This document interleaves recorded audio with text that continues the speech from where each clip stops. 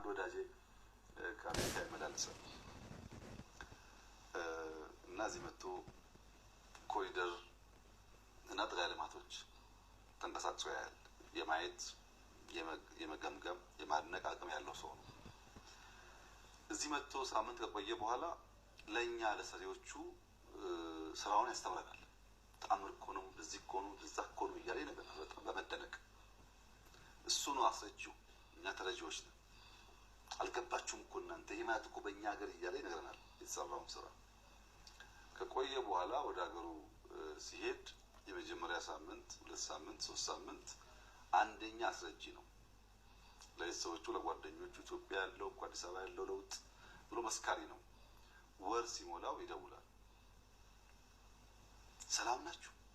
አገር ሰላም ነው? ምን ሰማው እውነት ነው ይላል። ዘበ የሚሰማው ነው ተወጥሮ ያየውን ያስተማረውን የመሰከረውን ነገር ይዘነጋል።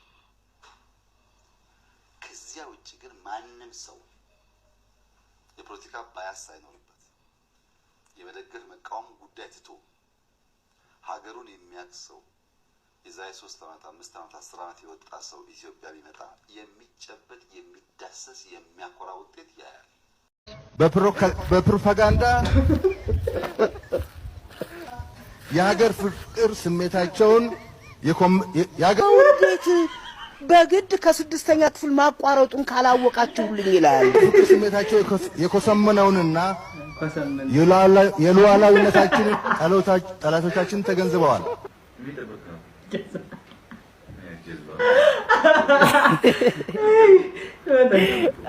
የመከላከያ ሰራዊት ኃይሉ እንዲበታተን ተረባርበዋል። ውስጣዊ አቅሙን ለማዳከም የተቀነባበረ ሴራ ወጥነው ተንቀሳቅሰዋል። እዚህ ምድር ላይ እንደው እንዳንተ የታደለ ሰው በከበባ አጥቂተው ትጥቁን ዘርፈው ባዶ እጁን ለማስቀረትና ሀገሪቱ የውጭ ጠላት ቢመጣ ልትከላከል የምትችልበትን አቅም እንዳይኖራት መጠነ ሰፊ ጥቃት ከፍተውበታል። በህዝብ ውስጥ የተደበቁ ስለሆነ ለህዝቡ ህይወትና ንብረት በመናደርገው ጥንቃቄ ጊዜ ቢወስድብንም በአሁኑ ጊዜ ዋና ኃይላቸው ተደምስሶ ካፈርኩ አይመልሰኝ በሚል ጣረሞት ውስጥ ያሉና ግባተ መሬታቸውንም በቅርቡ እንደሚሆን እናያለን። ኢትዮጵያን ያዋረድካት አንተ መምህር መኖር አቅቶታል አላችሁ። ከውጭ ሀገር መኪና ቢያስገባ አላችሁ። አብሮ አይሄድም። ከደሞዝ ግብር ቢቀነስ አላችሁ። መኪና ነፃ ቢገባ አላችሁ። ከዛ ደግሞ ደሞዝ ቢጨመር አላችሁ። አብሮ እኮ አይሄድም። መኖር ያቃተው እንዴት ያስገባል መኪና? እውነታቸውን መኖር ተቸግረዋል ብዬ እንዳላስብ መኪና እንድናስገባ ደግሞ ዲዩቲ ፍሪ ፈቀድልን አላችሁ። 10 ሰውም ሊሆን ይችላል ያ ሰውዬ። ስንነጋገር ግን በወልን ነው ጉዳዩን። እኔ በህይወት እያለው መምህራን 70-80% መኪናቸውን ነርተው ሃይ ስኩል በር ላይ አቆመው ሲያስተምሩ ከማየት በላይ ለኔ ደስታ የለም። ይሄን ለማየት ብታደር ከምንም በላይ የሚፈልገው ጉዳይ ነው። ይሄን ለማድረግ ግን ምን እየሰራን እንደሆነ ውስጡ አነሳላችሁና እነዚያ ጉዳይ ሲመለሱ ነው ምላሽ ያገኘም። የጁንቶ አባላት አቦይ ስብሐት ነው የሚላቸው። እኔ አቦይ እንዳልላቸው አባቴ ሊሆኑ አይችሉም። እንዲህ አይነት አባት አልመኝም። ለማንኛውም አቶ ስብሐት በተያዙበት ሰዓት የምዕራብ ዕዝ አዛዥ ጀነራል መሰለ የሚባል ምን አሉ ብለን ጠየቅነው። ቀደም ሲል ከመያዙ በፊት ስብሐት ቢያዝ ምን ይላል ብሎ ይዋዩ ነበርና ጀነራሎቹ አይ ቢያዝም እኮ ህገ መንግስቱ ጥሩ ነው፣ ህገ መንግስቱ እንደዚህ ነው ብሎ ነው የሚያወራን አሉ።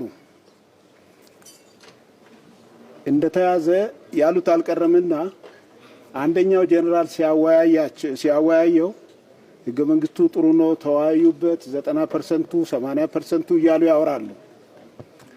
መሰለ ተስፋዬ የሚባለው ጀነራል የዚህ ምዕራብ ዕዝ ትንሽ ተጫዋች ነውና ተው ስለ ህገ መንግስቱና እስኪ አንተ ምን ይሰማሃል ብሎ ይጠይቀዋል አቶ ስብሐትን። እኔ የምሰማኝን ልንገርህ አለው። አዎ እኛ ከሞትን እኮ ቆይተናል አለ። ከሞትን ቆይተናል። መቼ ማለት ነው የሞታችሁ? ጀነራል መሰለ ሲጠይቅ የሞት ነውማ ኢህአዴግ የሚባለው የጠፋ ጊዜ ነው። አሁን የምታደርጉት ነገር ምን እንደሆነ ልንገር ይላል አቶ ስብሃት። አሁን እያደረጋችሁ ያላችሁት የቀብር ስነ ስርዓታችንን እየፈጸማችሁ ነው አላቸው።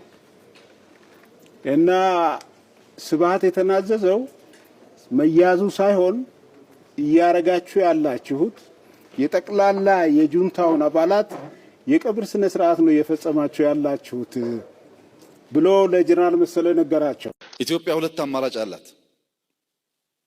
ተያይዞ መጥፋት፣ ተያይዞ ማደግ። አጥፍቼ እኖራለሁ የሚባል ነገር የለም። እኔ አጥፍቼ እንትና መትቼ መኖር እችላለሁ የሚባል ነገር የለም። ወይ ተያይዘን እንጠፋለን ወይ ተያይዘን እናድጋለን እንጂ የጥላዬ ወረዳ የኔ ወረዳ መጥቶ ወረዳ ሆኖ መኖር አይችልም። እንዳታስቡ እንደሱ አይችልም። ይመታኛል፣ እመታዋለሁ፣ ይገለኛል፣ እገለዋለሁ፣ ስንጠፋፋ እንኖራለን ማለት ነው። ይሄ ለማንም አይበጅም። ይሄንን እንዴት ሰው ማሰብ ያቅተዋል? ሰው እኮ ይሄን ለማሰብ ነው ጭንቅላት የተሰጠው።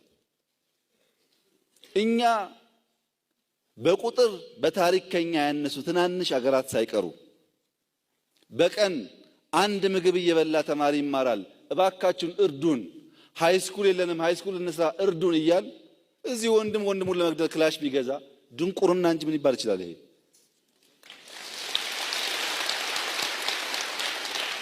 እዛ ሄደን እየለመንስና በቃ እዚህ ገንዘብ ያለው ሰው ካለ ሃይስኩል ይስራ፣ ጤና ጣቢያ ይስራ፣ ምን ችግር አለው? እንኳን ሰው ለሀገሩ ልጅ እንኳን ለወንድሙ ለባዳ ይሰራ አይደል እንዴ? ይሄን ማስተዋል ያስፈልጋል። የምንጣላውን ሰው እያወቅን እኔ ልክ እንደ ድሮ ህፃንና ህፃን ሲጣሉ እዛ የለችውን እናት እንደሚሳደቡት አይነት ነገር አሁን ከመንግስት ጋር ስንጣላ ዘለን ሀገራችንን ለማፍረስ የምንሰራ ከሆነ አልገባንም ማለት ነው። ሀገር የኢህአዴግ አይደለም፣ ሀገር የአብይ አይደለም። ሀገር የሁሉ ኢትዮጵያውያን የመጀመሪያም የመጨረሻም ነገር ነው፣ የማይተካ የጋራን ነገር መጠበቅ በእጅጉ አስፈላጊ ነው። ቅድም ጀምረን የምንጠይቀው ለማ መገርሳ ይጠየቅልን። የኦሮሚያ ክልል መንግስታትና ኃላፊዎች፣ ፖሊሶች፣ አስተዳደሮች ይጠየቁልን። ካልቻሉ ይልቀቁ። የኦሮሞ በኦሮሞ ህዝብ ስም ተብሎ ይባላል በሚዲያ ግን ማን እንደሆኑ የተለየ ነው። ግን ኦሮሞ ብለው እንደዚህ አይነት ባንድ ቋንቋ የሚናገሩ ቄሮ የሚባል ስም የተሰጣቸው ሰላማዊውን ዜጋ ሰርቶ የሚበላውን ከፍሎ ገንዘብ ሰጥቶ የገዛበት መሬት ላይ ቤት የሰራውን ህዝብ በተኛበት በሚሰራበት እናቶች ልጅ እያጠቡ እያሉ ገብተው በሊቢያ የተደረገውን አይነት አባት ፊት ሴት ልጅን ደፍረው ቤተሰብ ፊት ህፃናትን ረግጠው ንብረት ዘርፈው ይሄ ነገር የተደረገው ዘንድ ዛሬ ብቻ አይደለም። መንግስት አገዛዙ፣ ፖሊሲው፣ የኢትዮጵያ ህገ መንግስት አደራረጉ ለዚህ ዳርጎናል። ክልላዊ መንግስት የራሱ ፖሊስ አለው፣ የራሱ ፌደራል አገዛዝ አለው እየተባለ ህዝብ ፖሊስ ባለበት ቆሞ የህግ ባለ አካል ቆሞ ባለበት እናቶች፣ ወንዶች፣ ሴቶች ሲደርስባቸው ፌደራል መከላከያ ገብቶ ማዳን እንዳይችል ተደርጓል። ስለዚህ አሁን እኛ የምንጠይቀው ከመነሻው የተዘራው ከታች ጀምሮ የተዘራው ይሄ ዘረኝነት እንደገና እንዲስተካከል ክልላዊ አስተዳደር፣ ክልላዊ ፖሊስ፣ ክልላዊ መንግስት የሚባለው ነገር እንደገና ሪቫይዝ እንዲደረግ። ምክንያቱም ህዝቡን እያዳነ አይደለም። በጅግጅጋ፣ በሶማሊያ፣ በድሬዳዋ የተደረገው እያየን አዲስ አበባ ጥግ መጥቷል። እኛ መሀል ተጋብተናል፣ ከኦሮሞ ጋር ተዋልደናል። ኦሮሞ ይሄን አደረገብን ብለን እኔ እህቴን የወንድሜ ሚስት የወለጋ ልጅ ናት። ምንድነው ማረጋት እዛ ቡራያው ያለውን ያክስቴ ልጅ ስለተገደለ። ስለዚህ በጣም የሚያስጨንቅ ዘመን ላይ መተናል። አሁን ያለው አማራጭ ምንድነው ብለን እኛ ስንል ቅድም ጀምረን የምንጠይቀው ለማ መገርሳ ይጠየቅልን። አሁን ከኤርትራ ጋር አንዳንድ ወሬ ይነሳል። እንፈልገው ሰላም ነው። ከዛ የከፋ ነገር ካልመጣ በስተቀር በእኛ ኢኒሼቲቭ በኤርትራ ወንድሞቻችን ላይ ምንም ነገር አይፈጸምም። ጅቡቲ እንኳን እኛ ልንረብሽና ልነካቸው ቀርቶ የሚነካቸውም ካለ አንቀመጥም። እነሱ ከተነኩ እኛ የለንም። ሶማሌ በሺ የሚቆጠር ሰው ነው እኮ የሞተብን። በሺ የሚቆጠር ሰው እኮ ነው የሰዋ ነው ለጋራ ሰላም ብለን። አሁን የምንፈልገው እሱ ነው። ሶማሌ አካባቢ መስከን፣ መረጋጋት፣ ናሽናል ኢንትረስት ማስቀደም እንዲችሉ ጊዜ ሰጥተናል። እንታገሳለን። ቀልብ እንዲገዙ ሰብር እንዲያደርጉ እንታገሳለን። ግን ኢትዮጵያ የማይናወጥ ብሔራዊ ጥቅም አላት። ዓለም ዛሬ ይስማ። የቀይ ባህር አክሰስ ሰላማዊ በሆነ መንገድ ኢትዮጵያ ያስፈልጋታል።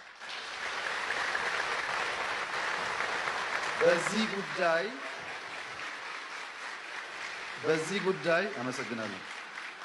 በዚህ ጉዳይ ሻይ የምናደርግ የምንደብቅ ይመስለው ካለ ተሳስቷል። በጦርነት አንፈልግም፣ በኃይል አንፈልግም። በቂ ሪሶርስ ነው።